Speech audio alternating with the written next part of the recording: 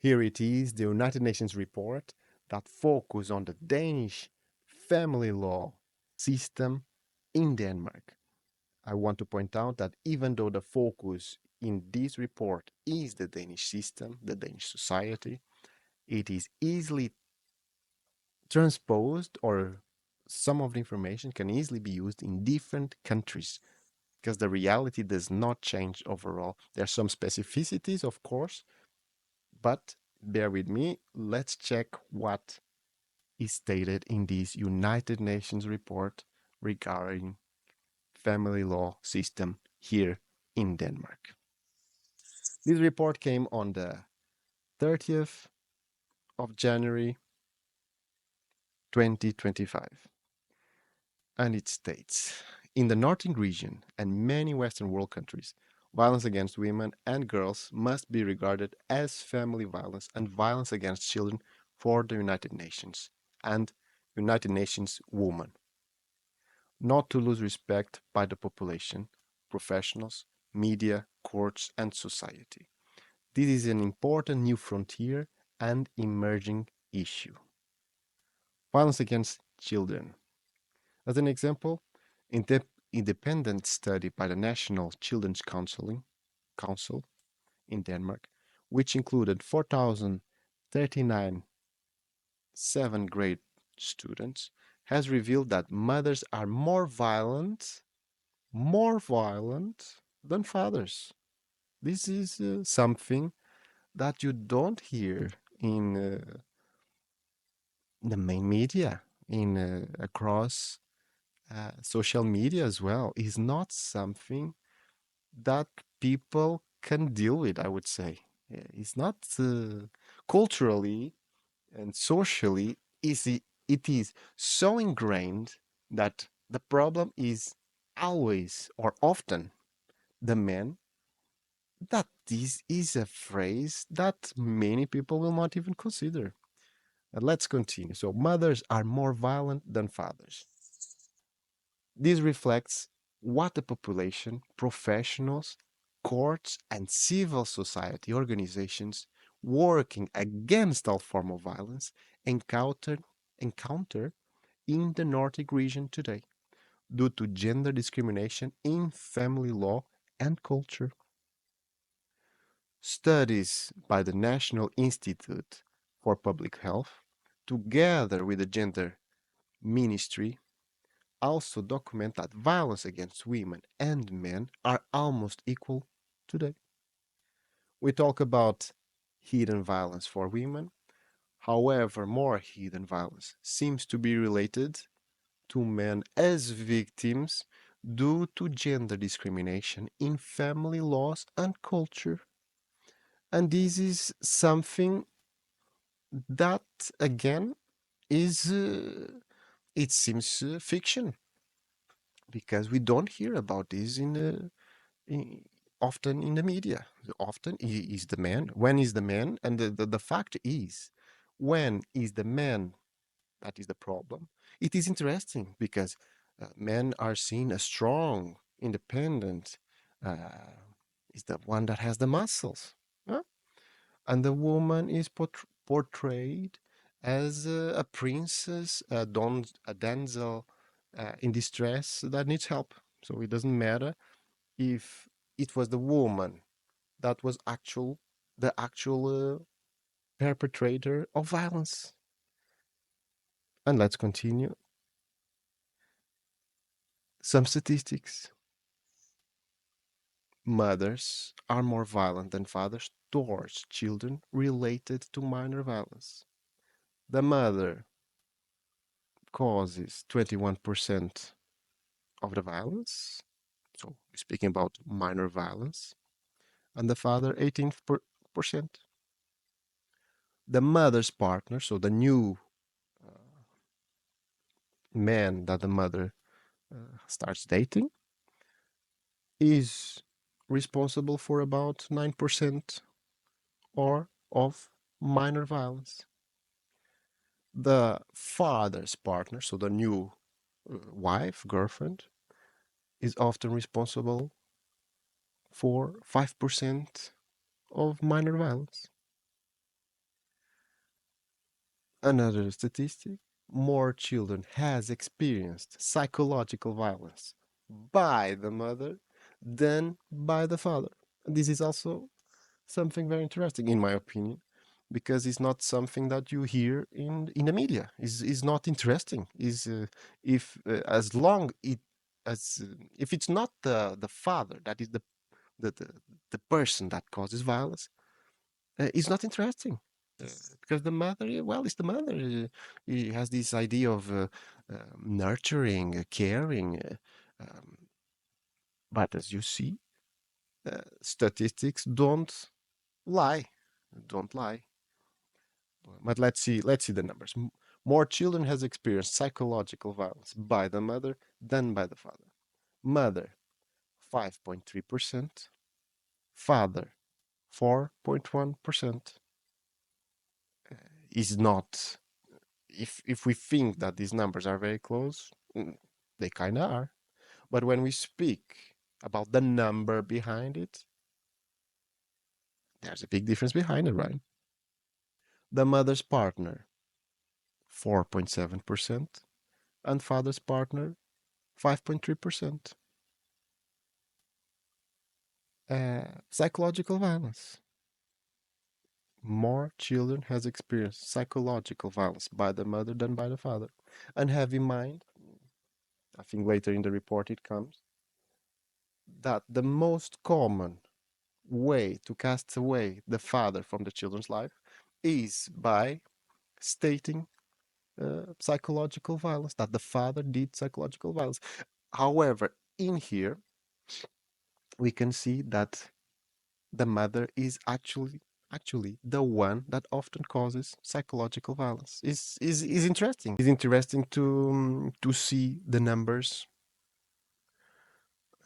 in this scenario because oftentimes who is seen independently if it's physical violence or psychological violence, the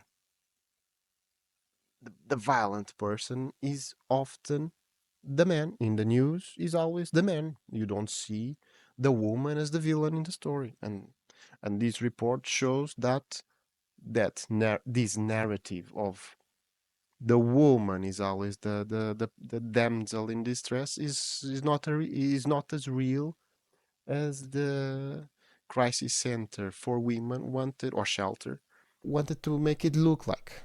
The next statistic is about the mother and the father are equally violent related to hard violence. And when we say equally, again, the mother is ahead, independently if it's almost equal, the mother is ahead. So hard violence, the mother has 6.2%, the father has 5.9%, and the mother's partner has 3.6%, and the father's partner has 1.6%. Again, shows that the mother's side, so either the mother or the new partner, often, this is exactly literally what the statistic shows, is that the mother side always, in any situation so far, is statistically the one that causes more violence to the children. And this is interesting. Well, the number, and it says here below, the number of answers. We had 3,927 mothers. Is in Danish at the bottom, and I can read it. So, number of answers. The mother, 3,927. And the mother's partner, 614. Father's partner, 547 people. This is the number of answers. And we continue to and to the next page. So this reality is often dismissed by the women violence lobby, but is related to new frontier and emerging issues. The introduction of new legislation on parental alienation is no exception. Because recently in this year, the 1st of January, here in Denmark, became recognized a crime, or at least is in present in the law now, parental alienation. In practice, it came into the new bill, entered in practice in full blown. It can be used from the 1st of January, but in practice, however, has no impacts in the decision making because the law is vague. It stipulates more or less that the person that causes or creates the parental alienation should be punished, but does not stipulate what exactly should be the punishment. Because right now, as the things are done, parental alienation is actually enforced or accepted by the system because the woman goes to a crisis center, and thanks to the declaration made by the crisis center, the other parent, so the man, cannot see the children. It's just a piece of paper that has no value, no pictures, no other type of documentation to support the violence claims that are written in this piece of paper. However, this piece of paper becomes the proof here in Denmark, which is a thing that is unthinkable. It's like me getting a piece of paper, writing down something, and then say, "Here's my proof." Is But let's continue. So, um, parental alienation. So, the parliament in Denmark has, as an example, decided that parental alienation shall have effect in all family court decisions by January 1st, 2025, as I was just explaining a bit. Parliament has hereby clearly emphasized that parental alienation is not allowed. However, is the same institutions that help the mother to create or sustain or maintain the parental alienation, and stated that parental alienation is a reality because it is. In here we have an institution. You often in many countries, right? We have the family court system, and that's it. In Denmark, there's an extra step. Before we reach the family court, we have what is called in Danish familieretshuset, or in English, officially, I can show it here, the Agency of Family Law. This is here on the top, familieretshuset, and in English, or officially, because I already changed here the name, the language to English, the Agency of Family Law. Oftentimes, if you live here in Denmark and you are confused by the name, because oftentimes when is translated, is mistranslated. This is the official name, but often, and even here in the report, I think we're going to see it later on, is translated as Family Court House. But this is not a family court. It's a mistranslation. It is a common mistranslation from Danish to English. Anyway, so parental alienation in Denmark has as an example decided that parental alienation shall have effect in all family court decisions by January 1st, 2025. Parliament has hereby clearly emphasized that parental alienation is not allowed and stated parental alienation is a reality. Immediate contact shall be secured for the child within 4 weeks, and only if this is not possible shall all parental examinations be done and the decision made within a maximum of 4 months. The reality, these 4 months is stipulated that should be 4 months. The reality, unfortunately, this doesn't happen because the agency of family law does not have the capacity to even fulfill the basic deadlines of an application.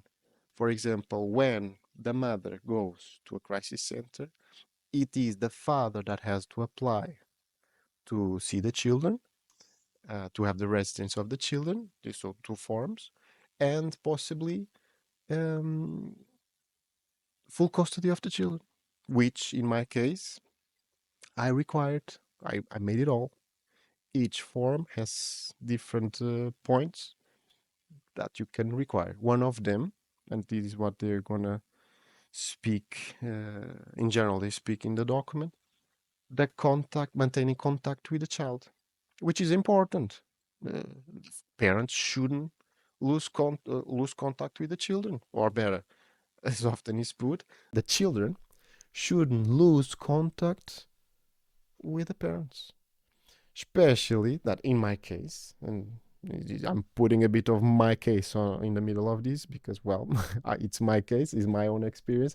And this report shows my reality, black and white.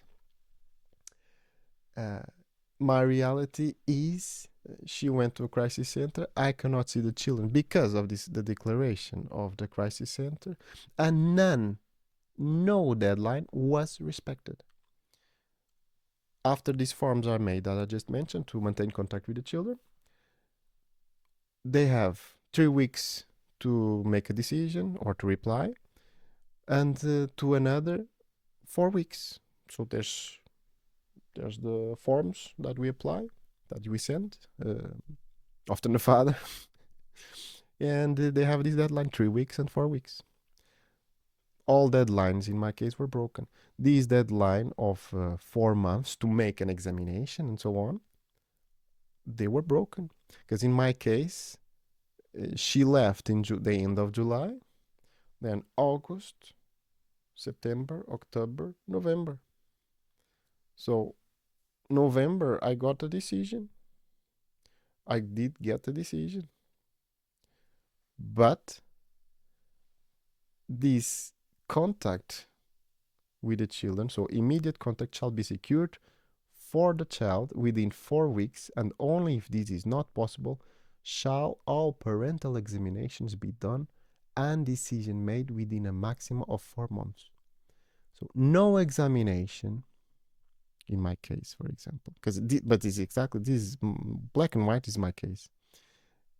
No examination was done within 4 months. And any sort of investigation, if they call an investigation to ask the daycare and school how was the behavior with the children's behavior or the parents' behavior as a proof of anything, we did get it. However, what the daycare said in my case was that I was a primary care parent and nothing was wrong between me and children. However, that was ignored.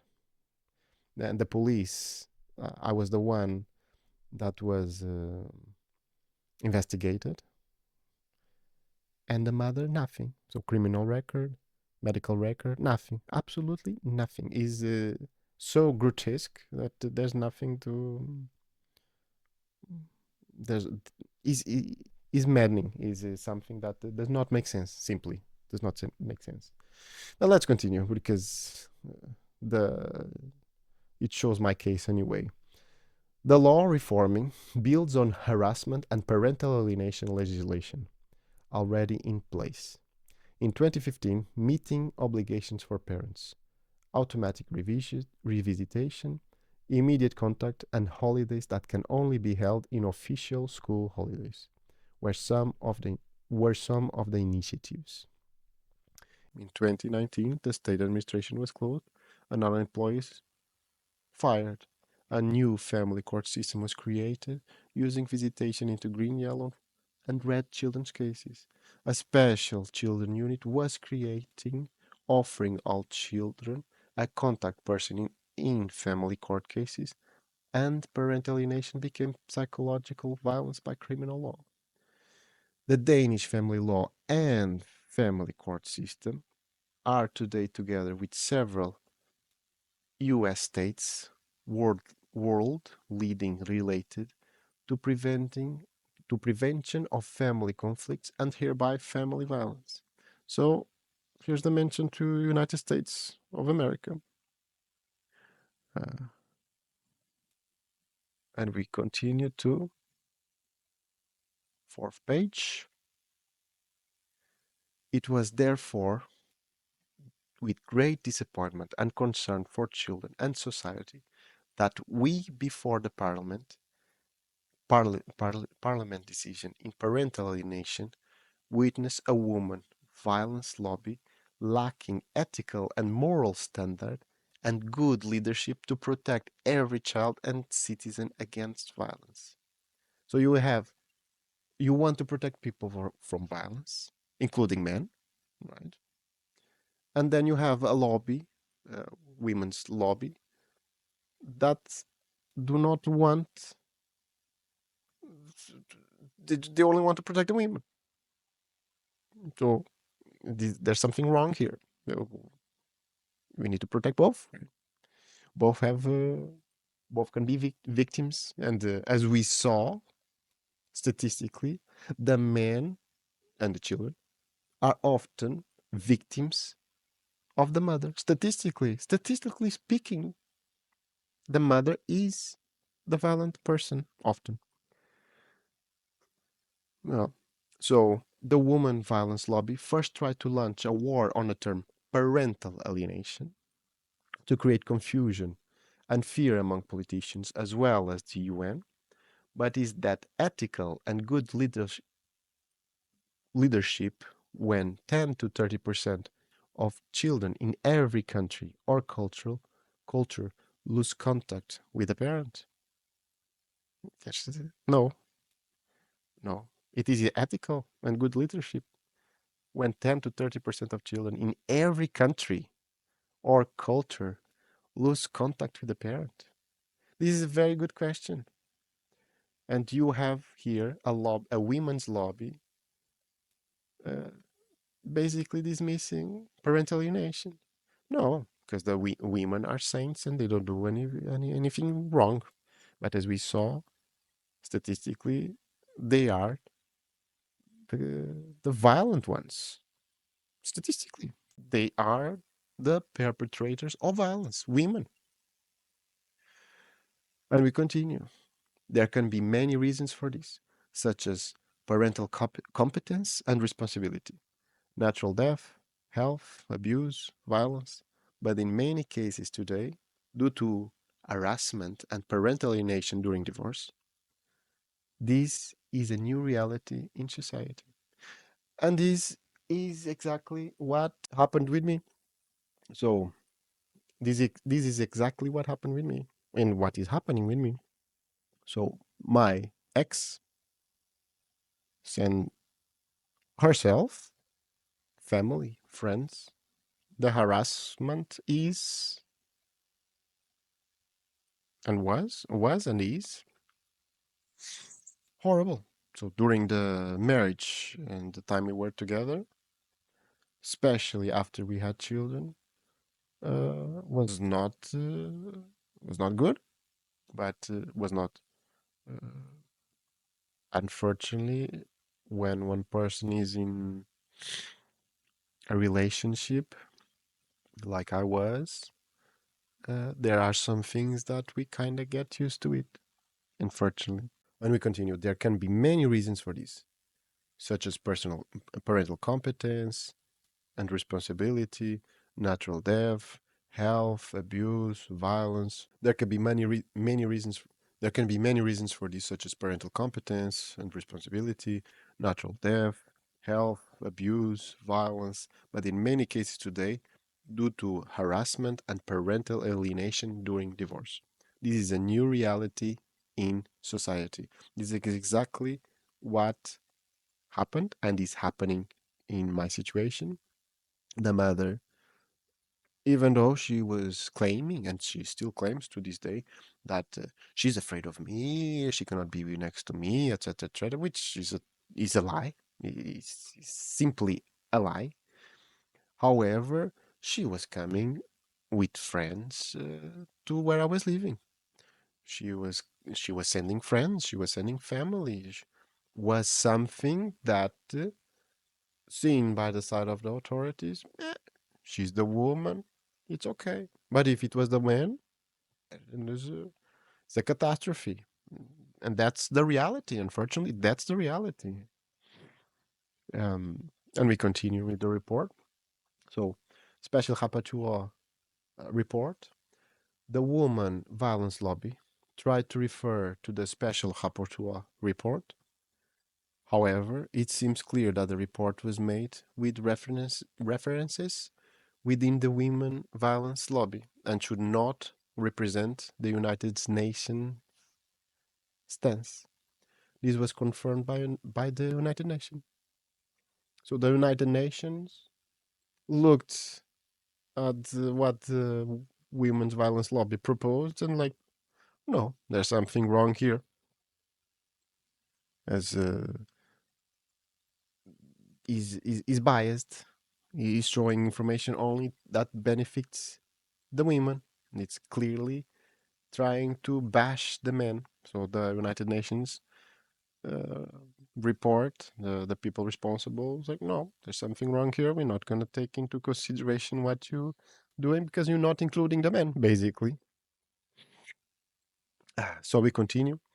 The report was not at the professional standard that could be expected, as documented in an analysis of the report by the Special Rapporteur on violence against women and girls.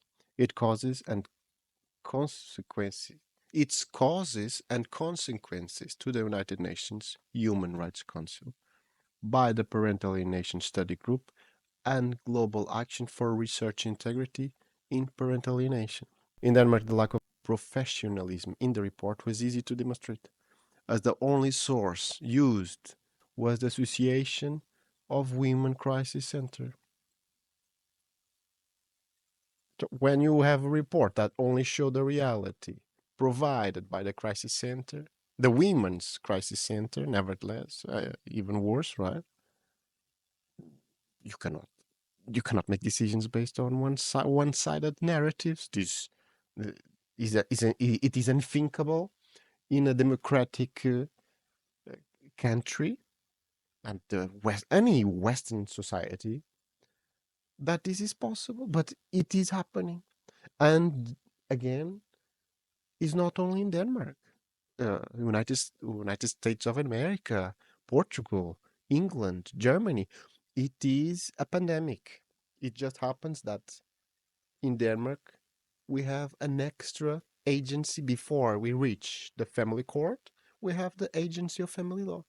And the agency of family law is a locked system. You cannot even sue for defamation there.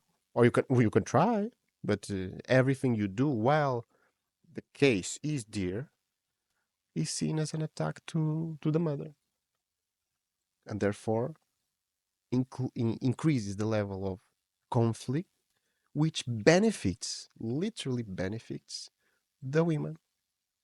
Let's continue. Yeah.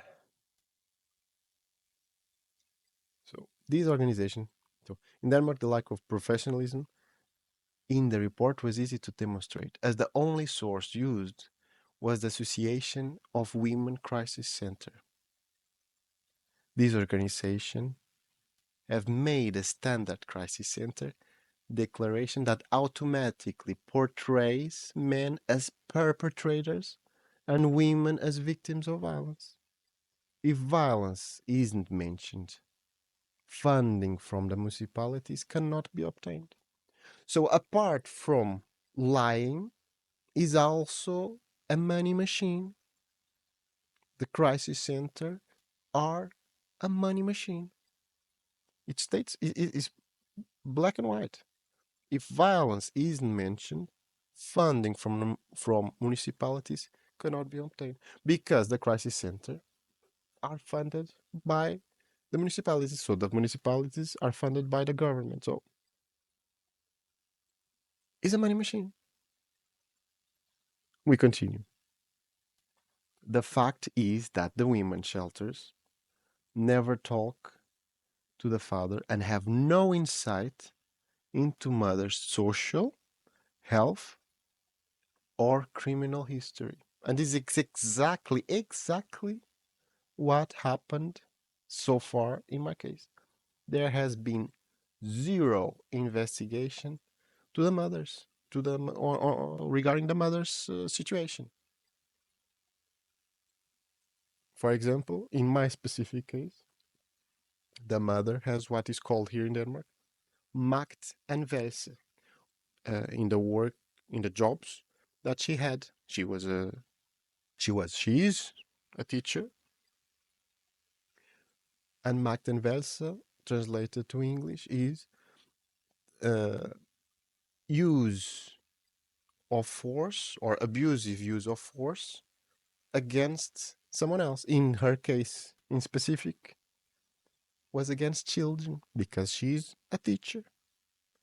And I mentioned this. I couldn't access the reports that exist because I know they exist. But the authorities, they didn't care. They didn't check. They didn't give the information to the agency of family law. Why? Because it doesn't benefit the mother. It destroys the narrative that the mother is a saint, that the mother does not do violence, that she needs help. It destroys it. And on my side, I literally reported my ex for violence against me and following the law against the children as well, because the children were present in one of the instances that she confirmed. She confirmed it. But let's continue. Um, no one can find this to be at the professional level expected. And parents of both genders, professionals, lawyers, and judges agree that positive change is needed. I totally agree. Totally agree. And something needs to be changed. What is happening seems to be a large scale, systematic judicial murder and failure to protect children and true violent victims. And this is true.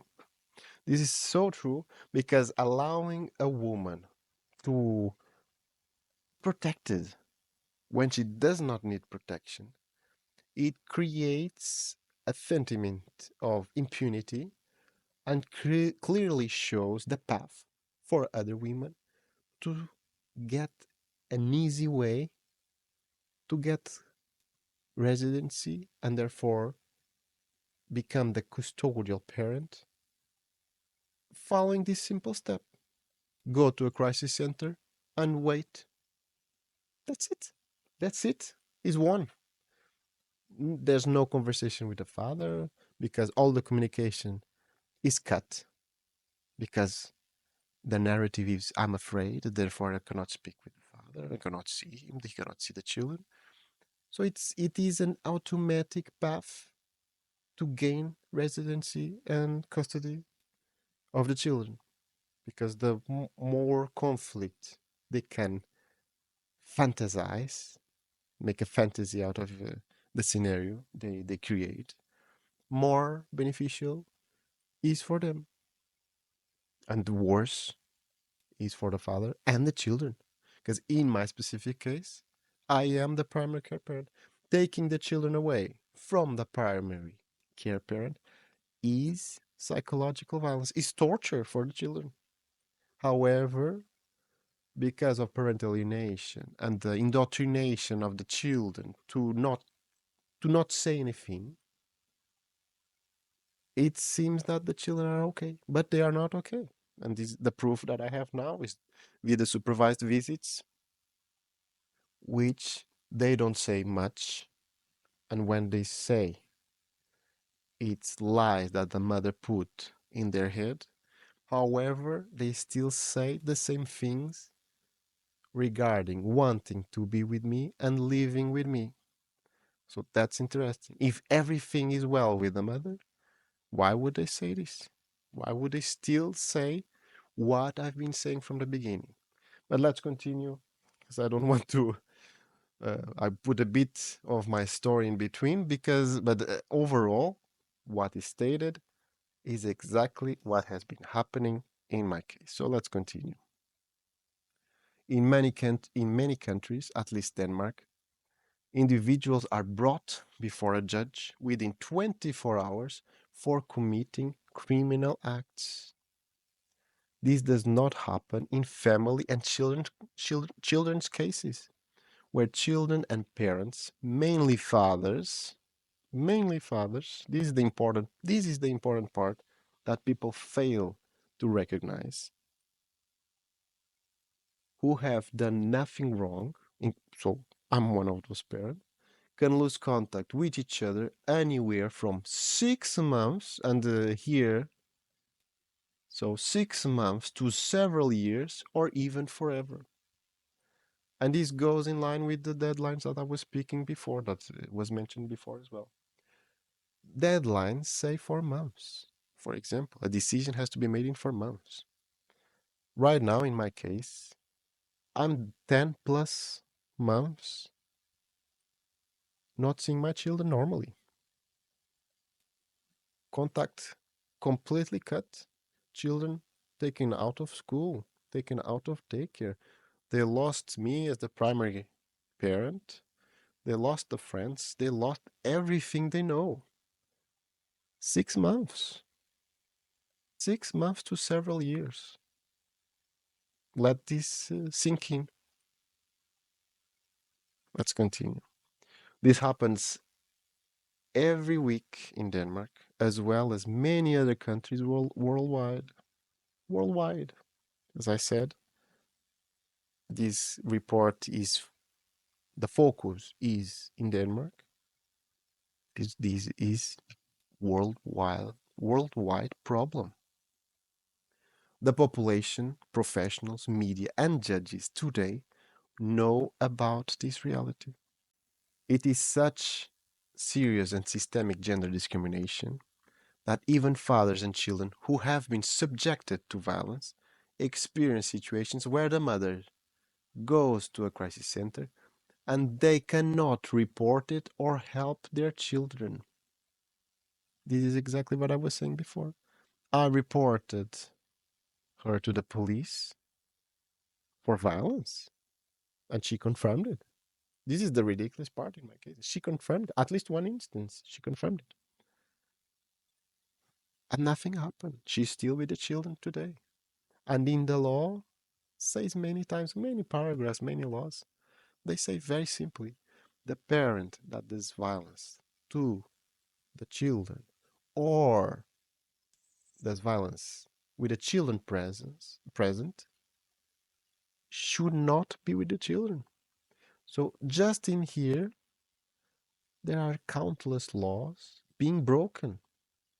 Let's continue.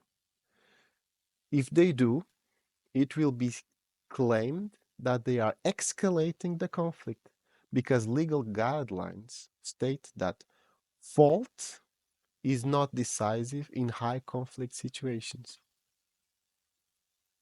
So the person that did violence, the mother, it's not a problem. It's not a problem. It's interesting. At the bare minimum, is interesting. This is systematically misused that can not and should not be accepted by anyone. I totally agree. I totally agree. Is outrageous just by the simple fact that the father and the children, at least in my case, both we were both subjected to violence. I literally told her after she left the children alone by the swimming pool. So negligence, child endangerment, direct violence. Uh, I told her because the youngest fell, hurt the knee.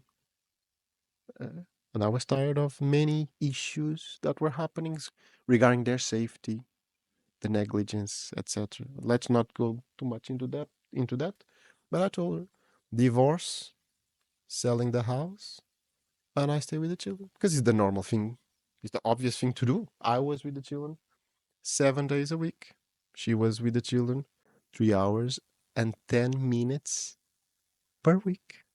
Per week for the last 6 years. Going to a crisis center changed all this. So, from a violent person that she is, she became the victim. The father became the violent person. The children that wanted to live with me and want to live with me still, they are forced to stay away from me. And I cannot see the children in school, in daycare, or cannot even try to find the children because then it's seen as harassment, stalking. Is it just a violent person trying to find her, which is not true. My interest is to protect the children.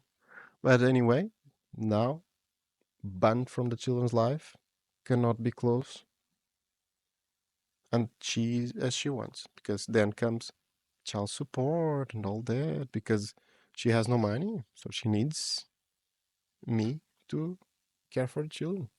But she doesn't need me to be in the children's life. She doesn't need my money either. At least that this should be a standard. If the father shouldn't be, if the father is not allowed to be in the children's life or presence, if there's no rights, there's no responsibility. We need to be follow a logic behind it. But there's no logic, unfortunately. There's no logic in what's happening in these cases. If there's no if there's responsibility, there has to be access to the children. One thing does not go without the other because the father cannot be used as uh, a bank. This is not the point of a father. And let's not speak about the very tiny percentage of men that do not want to be part of the children's life, because we will see it soon enough. Statistically speaking, it's so little that it doesn't really matter. So let's see.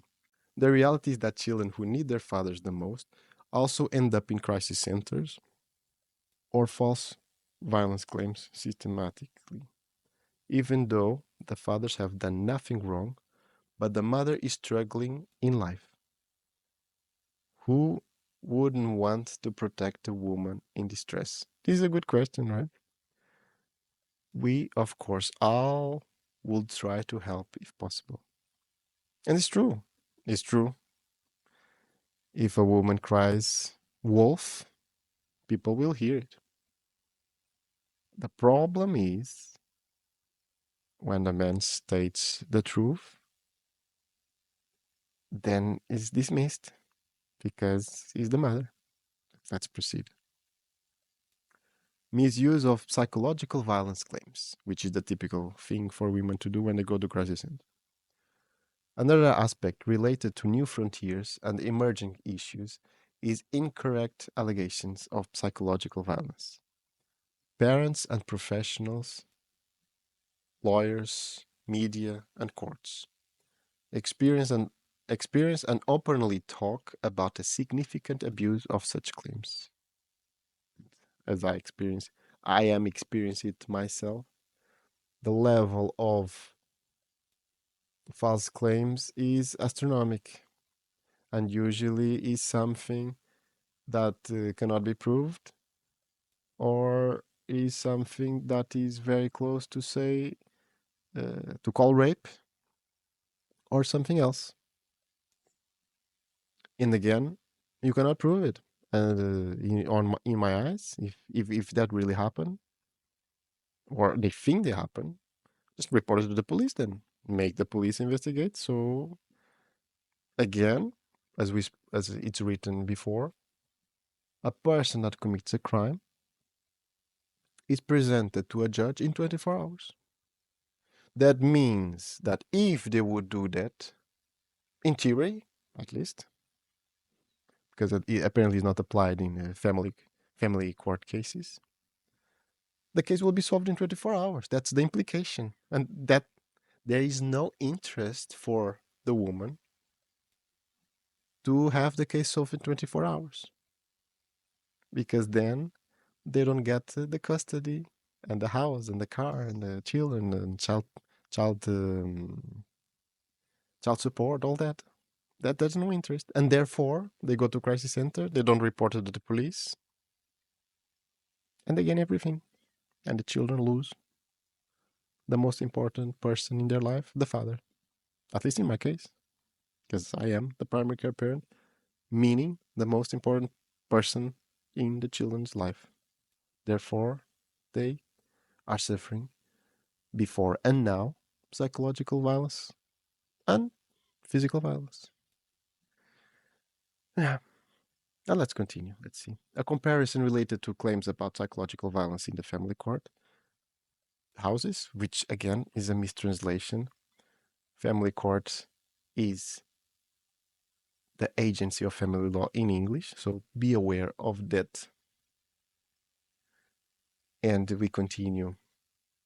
So, violence in the Familienratshuset, or the agency of family law, and police has been made.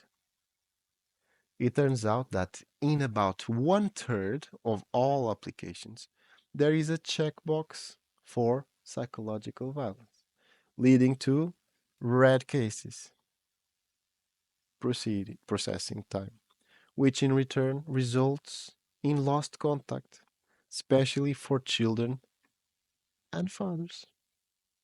And here we are. Once again is mentioned, and is the truth. I'm experiencing it. Many fathers that I spoke with experience it, and there's even a recent documentary that speaks about it.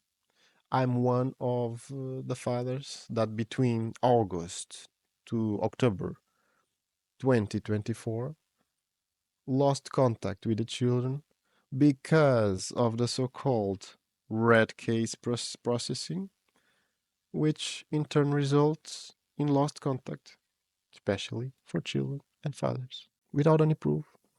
Let's continue. Only 5% are reported to the police, and 10% are referred to the municipality, as it should, if violence was the reality for the children. Only 1% of the cases led to a police claim because simply not happen or just misuse and gender discrimination of the family court system. Family court system. Yeah. It's so disappointing to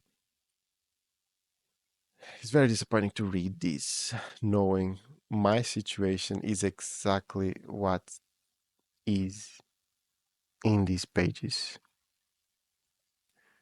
Yes, let's continue. So, family courthouse. So, the agency of family law again is a mistranslation, uh, just so to help out people that actually live in Denmark and they read this and they think family courthouse is not a family court. Family courthouse is Familienratshuset, and it is a very big difference. It's an extra. If below the family court, everything is processed there first, and you, as a person outside of the crisis center, you have no way to change the flow of the system. There's nothing you can do. If it is in a family court system, you can use a lawyer to try to help you out. In agency of family law, you cannot use lawyers, or better, you can, but they are basically useless at this level. You need to wait until the case, for the most part, you need to wait for the case to be moved to the family court, the actual family court. which can, as we saw before, can take months. In my case, again, is going over 10 months so far.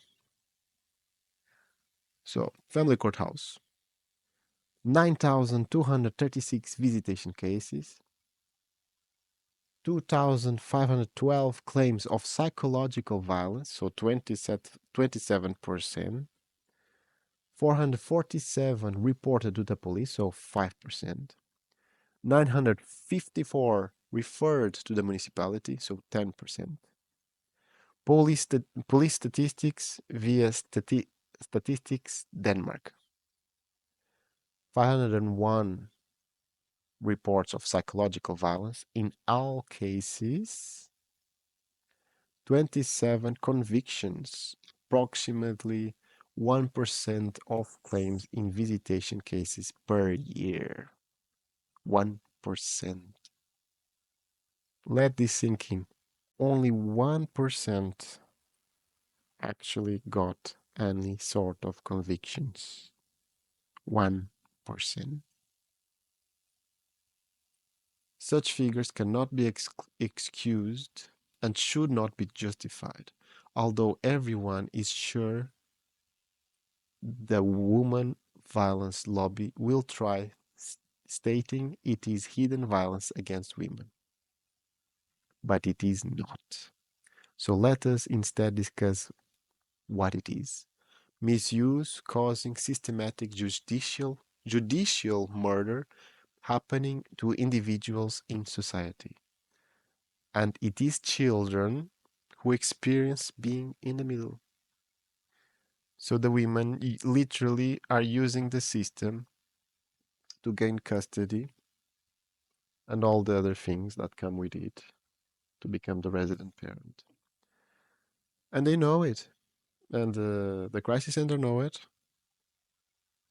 And there's not much done to stop this practice. Is is impressive. Let's continue. We all have a leadership responsibility to ensure this does not occur in our society. This includes the United Nations and United Nations Women. This responsibility lies with all of us in good leadership.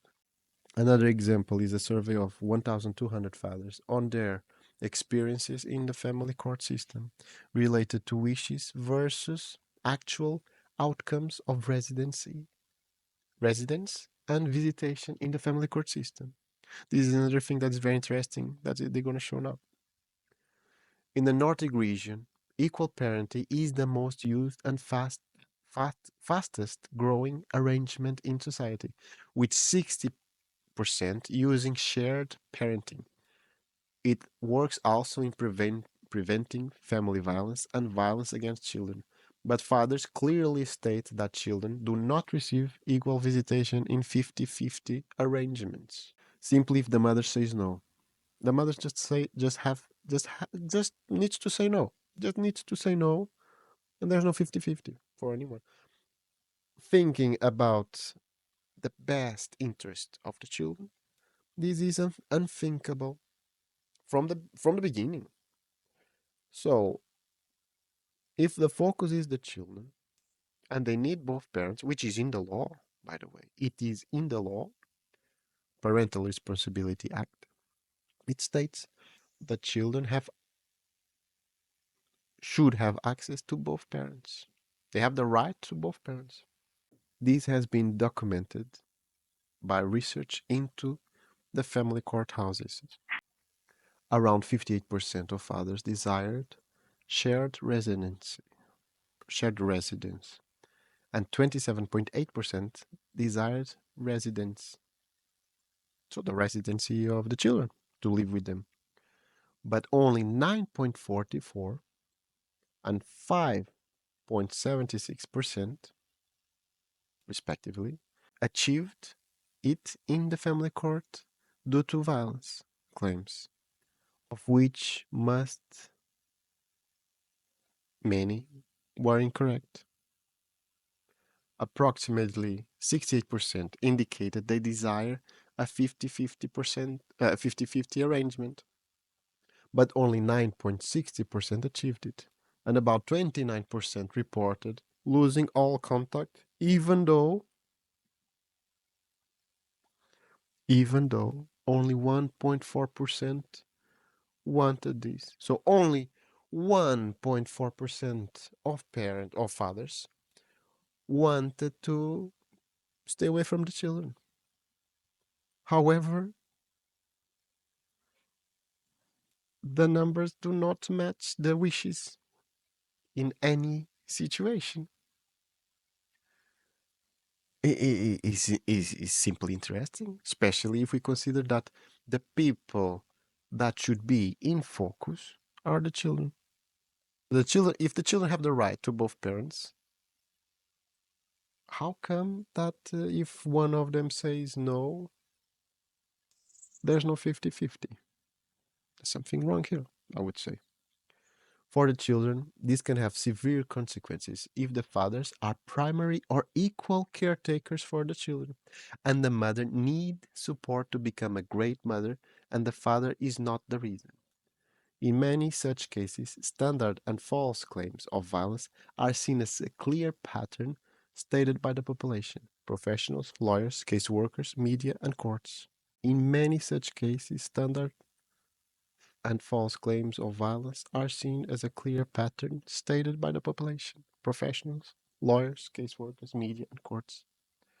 So it is my case. It's interesting. So I am the primary care parent, and the claims were made to take me away from this situation. She became automatically, after 2 or 3 months of being alone with the children, she automatically becomes the primary care parent, which is the most important person in the children's life. Is a big change in the children's life. Especially in my case, they are used to me being the primary one for close to 6 years. This is a severe problem in finding true victims of violence and secure that support and respect of the true victims and the respect of women violence lobby. And we continue to some statistics. But this is basically showed. We already spoke about it. It's just a pretty graphic to show us. So the ones that want shared residency,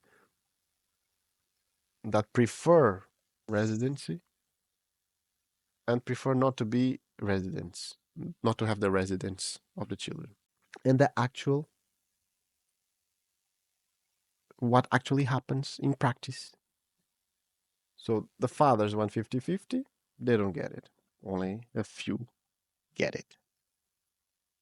They prefer it, but they only get a very tiny amount, as we mentioned before. This is the graphic about the information I just read.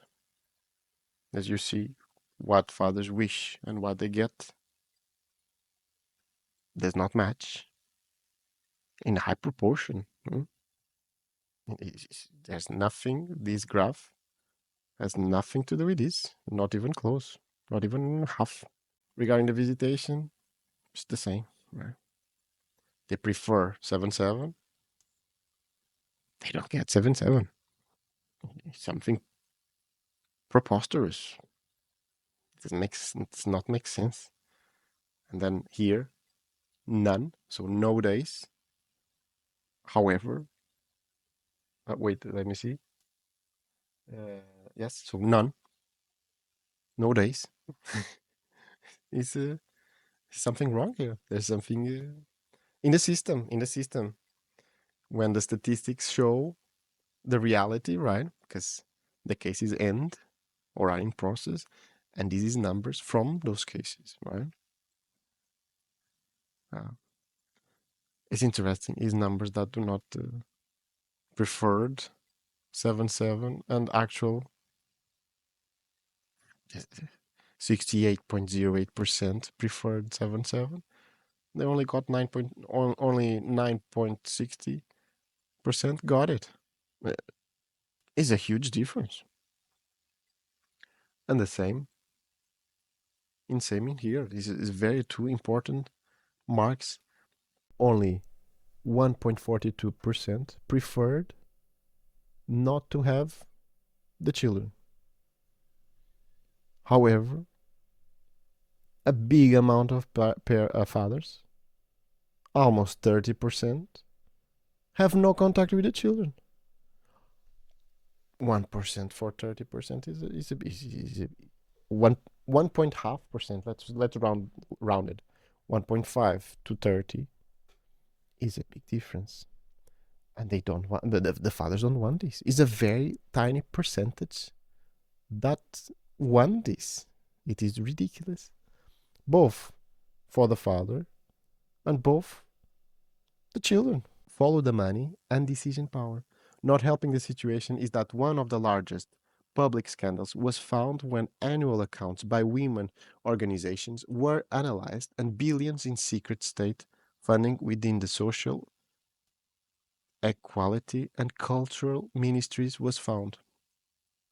The state accountants examined the state funds and found 5.8 billion kronas per year in 300 secret and illegal funds having been offered for decades.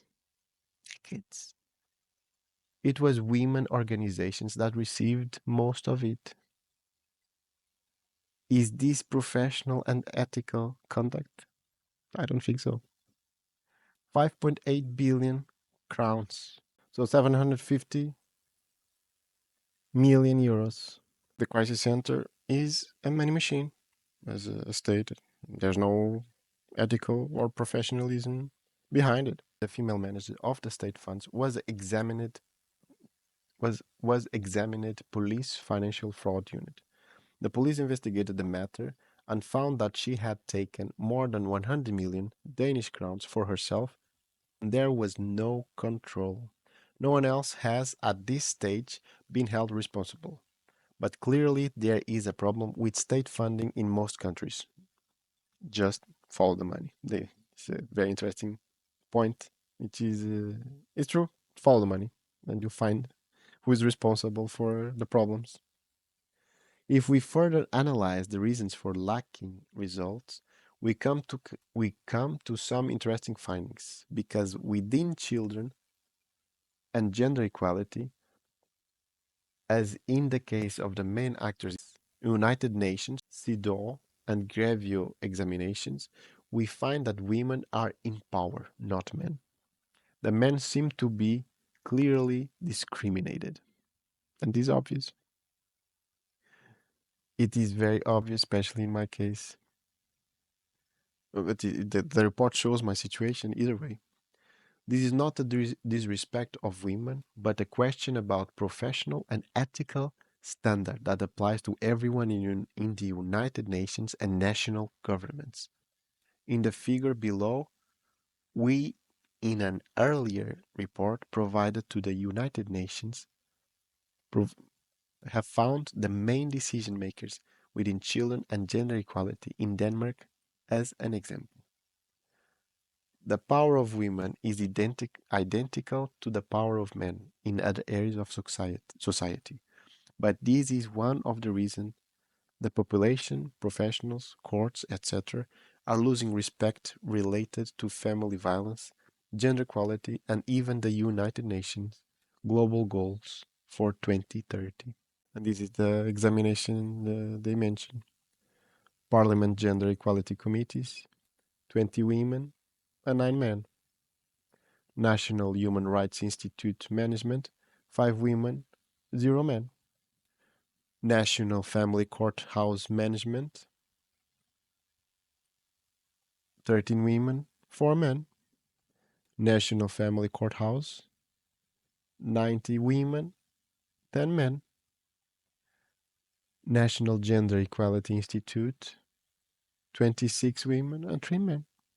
National Family Violence Center, 11 women, 0 men. 0 men.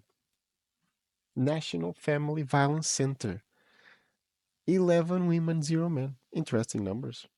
National Crisis Centers, 16 women and 0 men. National Women's Council, 6 women, 0 men. United Nations CEDAW examination, so non-governmental organizations, 7 women and 2 men. Women average 194 and men 28. There's no equality. There's no representativity even in a situation worldwide, at least when we speak about the Western society, right? Because it's all we speak about equality, same rights, etc. It's very clear that there's no possibility of equality when issues regarding violence are only seen via the women's perspective, which forces or creates a scenario that the men are put or are set as the main villains of the situation. It doesn't matter how and when and doesn't matter. It doesn't matter. It's something unbelievable. If we think about this, there's no equality. But on the reverse, there's no equality for men. Men are literally being treated as second class citizens, an afterthought. And because of that, the children suffer because the children are also an afterthought. Because we're speaking about family case laws, family law. Yeah. Future laws reforms. United Nations and United Nations Women, as well as all nation governments, need to address the positive challenge and potential of shared parenting and gender equality in family law, including parental alienation and family violence prevention to succeed. In the Nordic countries, women violence issues are no longer the biggest challenge, but should always be taken seriously. We, however, best to this considering best do this considering new frontiers and emerging issues by addressing the important issues for both men and women in respect of all individuals for the benefit of children, parents, and society. The reality, research, and recommendations are already available for laws reforms that prevent family violence. So, what we are waiting for, and how much longer do we want children and parents, including women and girls, to wait for modern family law that has a large potential in prevention and protecting against violence? For the prevention of family violence, we need to create a basic assumption of gender equality for everyone. We need to create a modern family law and practice that complies with fundamental human rights. It is all about understanding the issue, willingness, and accountability. And gender equality is gender equality by most the United Nations women, national governments, and professionals and courts. 3 principles and 10 basic rules has been created, which can be used by every government towards prevention of violence, gender equality, and the UN global goals in the best interest of women and men. Important because often men are ignored. Boys, which is also often ignored, and girls in society. This is related to Goal 3 on health and well being and Goal 5 on equality. The 3 basic principles. A. All children and parents in all family forms must be equal before the law as the basic assumption. Parents have a free choice to create their own arrangements. C. A family court with children's experts shall make decisions in case of concerning the best interests of the child based on documentation and equality. The key point here is documentation and equality. For example, a declaration from the crisis center cannot, should not be considered as proof of anything. That's not a proof. Cannot be used to take away children's rights for both parents. If there's no other proof, cannot be used as a document to take away the children's rights to both parents. And we continue. The 10 rules for a new family law. Number one, all children have a lifelong right to know and be cared for by their parents. Number two, all parents have the right to do the same public information about the child, which doesn't happen. For example, in my case, I have no access to the children's health information. School information is there, but is limited. And this, in my case, prevents me from demonstrate that the mother is neglectful and is putting the children in danger in many other situations. That's the neglect, so not taking them to the doctor, not knowing if they go to the dentist, not knowing if they go take the vaccines, all of this is neglect. But I cannot prove neglect when the system casts you out of any sort of important information from the children. So have this in mind. The system really takes you away the ability of proof to prove to prove that the mother is a problem for her, for the children, and against me. She's a problem because she's the violent person. She's the neglectful one.